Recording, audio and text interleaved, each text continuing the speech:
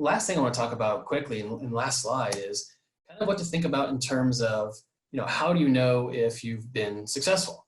Let's say you've been doing a training, a virtual training or virtual onboarding, or let's say that you're doing PR communication or any of these process improvement efforts. How do we know on the back end if we're successful? And these are some of the ways to measure yourself and your processes to really see where you've moved the dial. The first is reaction. This is simply asking your opinions. This is kind of that simple feedback that we talked about earlier in the simple conversations, which is very powerful. Don't let simplicity fool you. Number two is to measure the learning. This is kind of the traditional pre and post tests that we're familiar with. And it doesn't have to mean, 2 + 2 = 4, but learning in terms of, value of time, who to connect with, all that kind of stuff. Three is to measure their behavior and their behavior change. And, a great way to do that is not only measure the person on themselves. We're oftentimes not the best mirror for ourselves, but we go to the people who are around us. Ask the people around the person how they've seen behavior change. And then ultimately, measure the results, measure and trend the outcomes, right? Whether it be retention, whether it be time spent on activity, whether it be time to productivity, whether it be time to completion, 1,000 organizational outcome metrics that you can trend over time to really show your impact. And if you use these 4 together, that's when you can really show some clear success stories for yourself and for your team and all the things that you're doing. And again, if we want to show how to better manage and of course, demonstrate our own success, can't manage what you don't measure.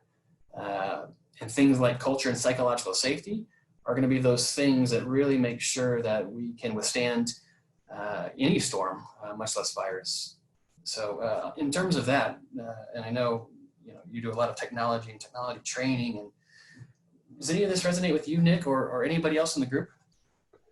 Well, right now, the largest conversations we've been having have been around business continuity for companies because they obviously found themselves very flat-footed. Mm-hmm. And I think the things that you're putting out there, of course, are incredibly helpful. I think every company should be having these kinds of conversations with their people, whether it's even doing a polling of some sort and trying to get real opinions of what's going on. So I don't think this will be the last of this, maybe not pandemics, but there's always going to be a situation that can pop up, whether it be an earthquake, whether it be a tornado, whether it be something that could put a company or people out of work. And what I'm hoping is they can figure out what works, what doesn't work by getting those kinds of feedback from their employee and then putting together a good business continuity plan in the future so that they will be much better prepared around not only the technology aspect of it, but also the human element. So we've done a lot helping people, with crisis and risk management and putting tools in place for governance and things like that in order to make sure that they're not leaving their companies exposed either.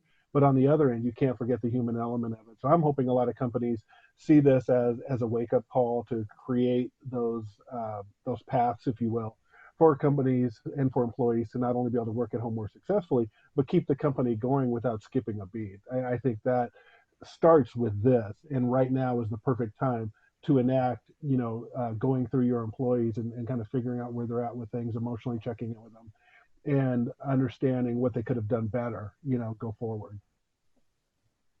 Absolutely. And that human element, is still the driving force of these organizations. And if we're not doing it in a humanistic way, I always think about 2 ways of kind of approaching these situations. It's, understanding and respecting both the micro and the macro, right? Does the person have what they need to be successful? Or are they in the right place? Are they in the right seats? Are we putting up the right support? Also, are they held accountable? And then from the macro side is that, do we have the right culture, to your point? Do we have the right, fertile soil for these flowers to grow?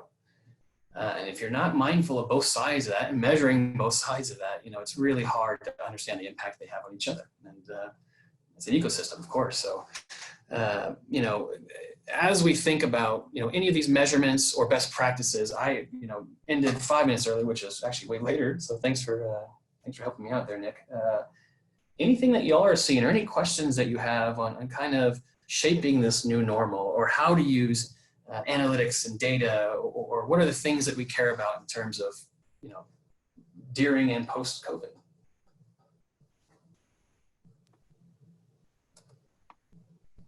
couple other quick questions for you, Stephen, to kind of play into that. So I'll take that first one, Elizabeth. So why did you make Okay. the decision to exclude live video of the presenter? To be honest with you, the main reason, Marwan, was because of bandwidth. We didn't want to chew up more bandwidth than is necessary with all the things going on right now, because we were noticing lag here and there. So that was the reason to kind of do that. So there you go. And I was thankful enough to put on the collar and stay in the t-shirt, man. So appreciate that as well. Yeah. Right. You gotta wear the Green Day t-shirt, right, Stephen? Punk rock, man. And then a great comment for you from Amy. She says, Stephen, thank you so much for saying that about companies being more humanistic. As a former HR professional, I agree 100%. So. Oh, thank you. Yeah, absolutely. It is still the lifeblood of our organizations. And if you treat it with such, to Nick's point, we all know that happy and healthy employees are the ones that band together and kind of withstand these storms. Absolutely. We'll wait a few more moments here, you guys. Let any last minute questions or comments or anything like that. I see a couple trickling in, so if you have any more, please let us know. Another one for you quick, Stephen, is Kenji says, in my experience, without a common set of ethos or values to fall back on as a common set of standards, it is hard to challenge higher levels and push for change. I personally use the 5 attributes from the Google Team study to drive the culture as our common standards of how we treat each other. I also modified the ethos from Turn the Ship Around and published it as our technical ethos. When a teammate is out of line, I pull up the team standards and ethos to drive the conversation. I even take these to interviews and show each candidate what my team culture is going to be. By making it a commitment from each individual, I don't have to enforce the standard as they self-enforce. I love it. There's a lot in there. Yeah. One of the things I heard was Turn the Ship Around, which is a leadership book by an admiral, if I'm not mistaken. To that point, another great one is Team of Teams, also a military book, General McChrystal. But yeah, and I also heard essentially consistency. And, you know, my background's in industrial organizational psychology. I'm big into adult learning theory. And really, if you think about it, you know, all this kind of learning comes down to 2 factors, frequent practice or opportunity, and immediate feedback. So what it sounds like, you know, you're talking about is I'm teaching our culture. I'm helping you learn our culture by giving you frequent touch points, whether that be, you said, to your team meetings or all these conversations. And I'm consistently giving that feedback in terms of, here's why we do this. Here's what our ethos is. Here's what matters to us. And again, that feedback loop or that learning loop, you know, practice and feedback is really what drives that. So that sounds like you're doing a great job, man. And great books, by the way. I heard a little bit of... As somebody as a prolific reader, and I have way too many books that I'd be embarrassed to mention, but those are 2 excellent books. Yeah, I'm a military brat, so near and dear to my heart as well. Another question for you, Stephen, and Nick, for that matter. Do you think that using 360 reviews is an effective method to have a complete feedback loop? You know, it depends, because not all things are created equal. And even if you have, you know, going back to that soil example, let's say you had the perfect 360 system or the perfect assessment or the perfect whatever. It's like having the perfect flower that you buy from the grocery store. And the second you bring it home and put it in your, you know, dirt, if that's not good dirt, your rose dies pretty quickly, even if it was the prettiest and best and strongest flower out there. So the answer is it really depends upon the soil in which you have. I'm a firm believer that you can do more with simplistic measures and good execution and vice versa. But no, I'm a psychologist by background, so I never say the words prove or complete. I have a software that does a lot of the things we're talking about today. And maybe to my detriment, I tell all employees and certainly clients that we're 80% done. And we'll never be 85 or 90 or 100. So yeah, 360s are a great opportunity depending upon the vendor, the methods, the culture, the psychological safety.